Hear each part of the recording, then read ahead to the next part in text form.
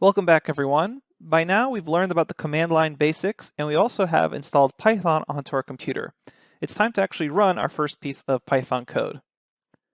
Before we do that, I want to discuss the several different ways you can run Python code and the various options there are for developing environments for Python. And there's three main types of environments, and what I mean by environments is the actual thing you're going to be typing Python code into. And the three options are text editors, full IDEs, which stands for Integrated Development Environment, and then there's notebook environments. So let's start off with text editors. Text editors are just general editors for any text file. And that is to say, they're designed in a general format where they can open a .text file, a .py script, a .html file, a .js file for JavaScript, just any variety of file types. You'll be able to open them up and edit them.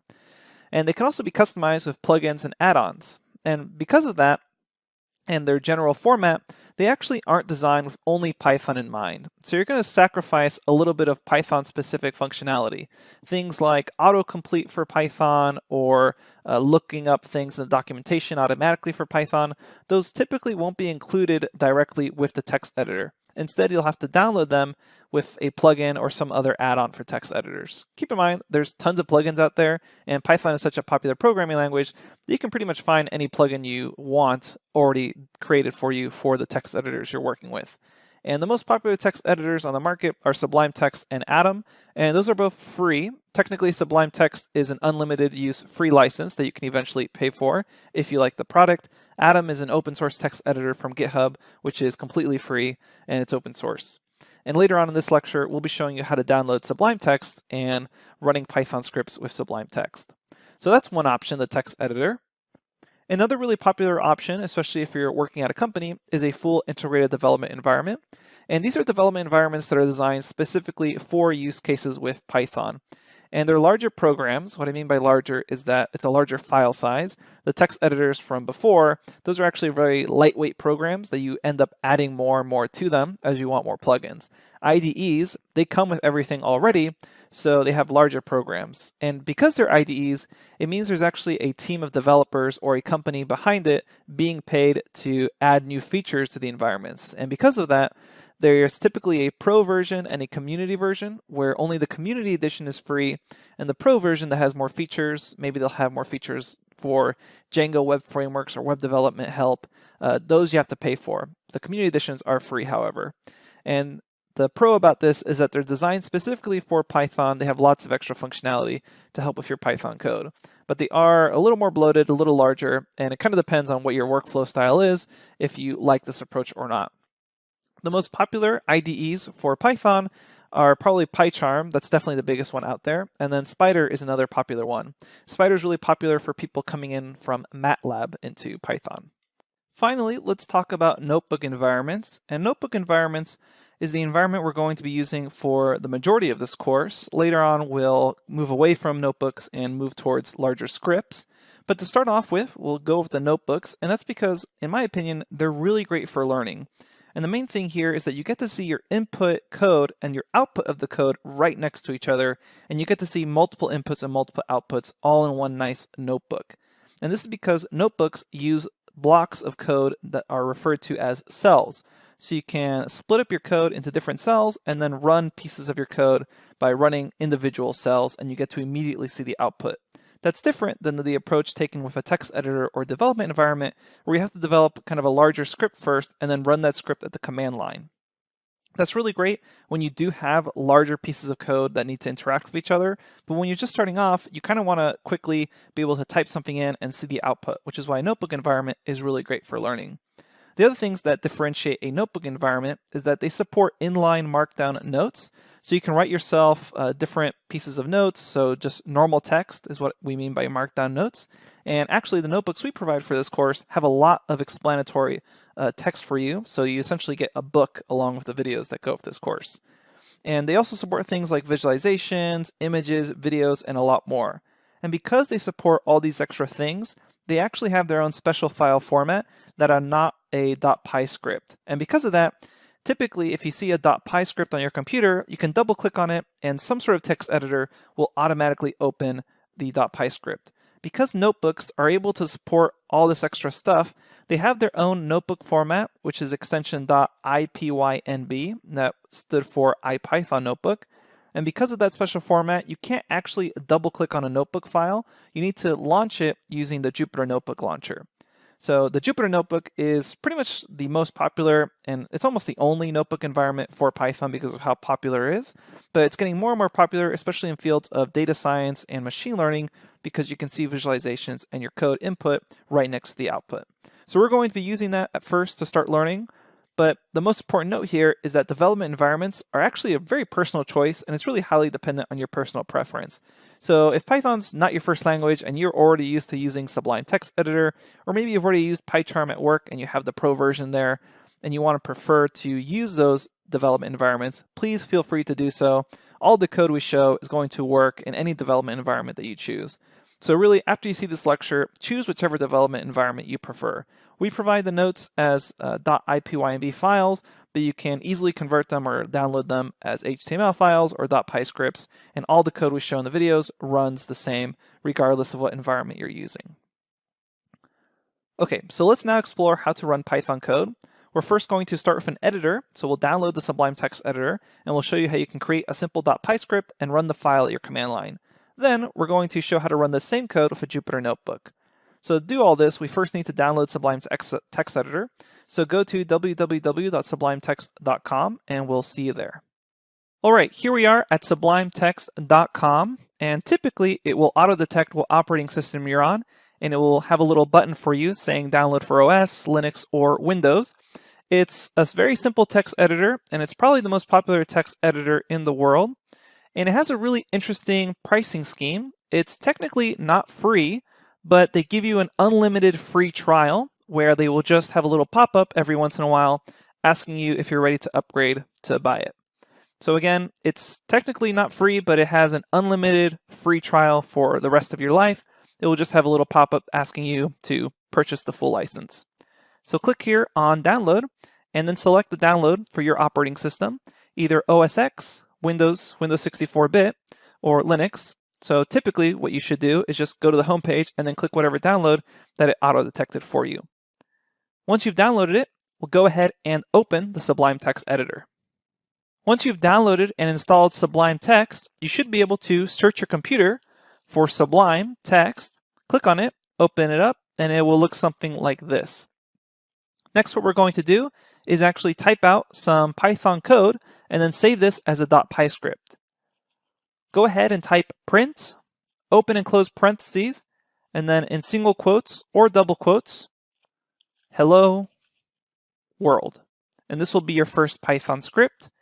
And then select File, Save As. And the reason we're doing that is if you notice, right now, there's no syntax highlighting.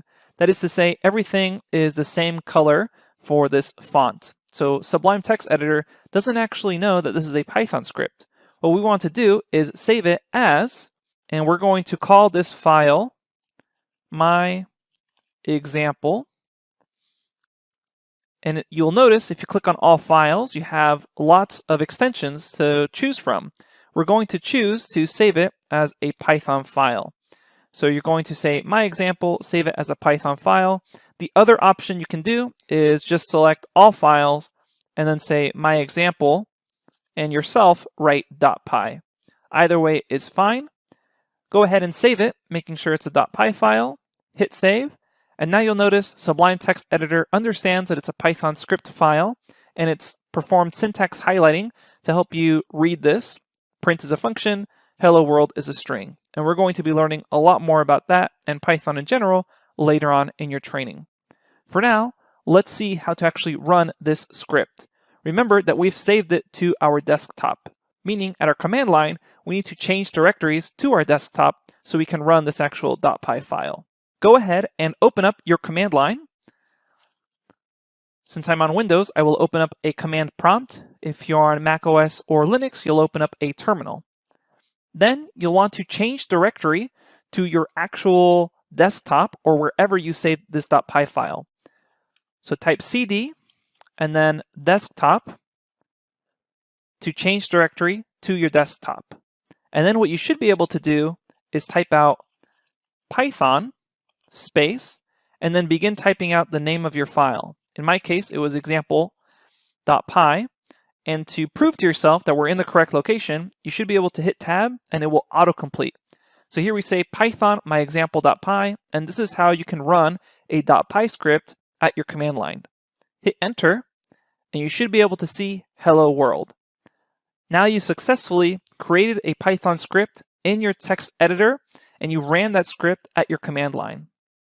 What you can also do is just type Python by itself at your command line, hit enter, and this is a very simple direct connection to Python, allowing you to type Python code directly at your command line. We won't really be using this throughout your training because it's only one line at a time, and eventually we'll be using and learning about writing more than one line at a time for code. But you can also just check it out, type print hello, enter, and you'll notice you have hello as the output. So this is basically one line at a time. You can write Python code. Then we can type quit, open and close parentheses, hit enter, and we've quit out of the Python interpreter. All right, so we just learned how to actually run a Python script at your command line. Now let's explore the Jupyter Notebook environment and see how that works. To do so, we'll go to our Anaconda Navigator. So search your computer for Anaconda Navigator, open that up, and then once you've done that, go ahead and launch the Jupyter Notebook. Once you click on that launch button, you should notice that your browser automatically opens up to localhost either 8888 or 8889 or some other series of numbers. Keep in mind that while Jupyter Notebook does operate inside of your browser, it does not require an internet connection. Everything is happening locally. There's no internet connection between Jupyter and some other server somewhere. It just happens to open up and operate in your browser as a convenient graphical interface for you to program in. So once you launch Jupyter Notebook, you'll notice that you can view all the files on your computer. For example, we can click here on the desktop folder, and now I can see that myexample.py script we had just created earlier. And using the Jupyter Notebook system, you can actually add on and edit .py files. So for example, we could add on another print statement here, new, and then save this change. So we could say save, and then we could also download or rename the file and a bunch of other stuff. But we're not going to be using Jupyter for this sort of text editing. It's probably better to use Sublime Text Editor, but again, it's personal preference. What we're really going to be using Jupyter for is the notebook system. So you can click here where it says new, and under Notebook, you should see Python 3. Sometimes it says Conda root or something else, but click on what it says under Notebook. Typically, it says Python 3. And then you'll notice that we just started a new notebook. So let's have a quick overview of what this actually is. Here it says Untitled, and that's because this notebook that we just created doesn't actually have a title. And if we click back here to this other tab, you'll notice we just created an untitled.ipynb file. That stands for IPython notebook file. Jupyter Notebooks used to be called IPython notebooks, so they kept the file extension name. And if we want to change this name, all we have to do is go back to this tab, select Untitled, and give our notebook a new name. So we will say My First Notebook, hit enter, and we've renamed the notebook as well as the actual file. You'll notice now it says My First Notebook.IPython notebook extension. So coming back to this notebook, the notebook uses a cell-based system, meaning you write code in a cell, you run the cell, and then see the actual output right below the cell. So let's try running our simple print statement. Inside of a cell, type print, open close parentheses, hello, and you'll notice that Jupyter auto-completes some things for you, such as quotes or parentheses. And then we can run this cell. So you can click here on the run button, and it will run this cell, and you will see the output directly below. This is a great system for people who are just starting to learn about Python because they can quickly iterate and fix mistakes because they have their code and they can see the output directly. They don't have to be constantly going to the command line and running their scripts. Again, it's definitely a personal preference, but this is a nice feature of the notebook for people that are learning Python. And you'll notice that we automatically create another cell below, which you can type more Python code in. For example, print new, And if you don't want to have to click that run button every time, all you have to do is do Shift Enter, and that will run a cell. Again, that's Shift Enter to run a cell. If you just hit Enter by itself, you'll just create more new lines. So it's Shift Enter to run a cell. There's lots of other useful hotkeys where you can click on Help and then hit Keyboard Shortcuts, and it will list all the keyboard shortcuts. The most useful ones we'll be teaching you later on, but you can always explore that yourself. Now, we also discussed that the notebook system can actually hold markdown text. That is just normal text that is not code that you can just use for yourself to type out notes as you're learning throughout this bootcamp. So if you click on a cell, you'll notice here it says code, and that's because this is currently a Python code cell. If you want to make it into just a normal markdown cell, select from this dropdown, Markdown, and now this is no longer a code cell, it's just a cell that will just have normal text in it. And you'll notice that it no longer has this in right in front of the cell, so that also indicates that it's just for normal text. So here you can write yourself just notes that will help you understand, and if you do Shift Enter, it will then display them as just a normal text. So again, this is no longer code, it's just text for yourself. And a lot of the notebooks we provide throughout your training will have markdown text as explanation. And if you ever want to write another code cell, you can just hit on a cell and then make sure that it's selected code. And you should be able to print whatever you want here. Shift Enter to run it, and that's the very basics. We'll be talking a lot more about notebooks later on throughout your training, but that's really the basics. The last thing I want to note is that this special extension of the notebook file, this .ipynb, means that you actually can't double click on this file on your computer and expect it to open. So let me show you what I mean by that very quickly. You'll notice that if I come to my desktop, I can see here my example.py, and if I double click on this, it will actually open up in whatever default program I have for it, typically Sublime Text Editor or whatever other editors you have on your computer. So you can double click on .py files, edit them, and work with them. However, if you try double clicking on a .ipynb file, you'll end up getting something asking you, how do you want to open this file? Or it will just kind of open up and you'll just see a bunch of scrambled code. That means that you can only open these special notebook files through the Jupyter Notebook system. So you'll have to open up Anaconda Navigator, launch a Jupyter Notebook, and then actually find it throughout your computer and click on it. All right, that's the very basics of running Python code. It's time to actually learn Python.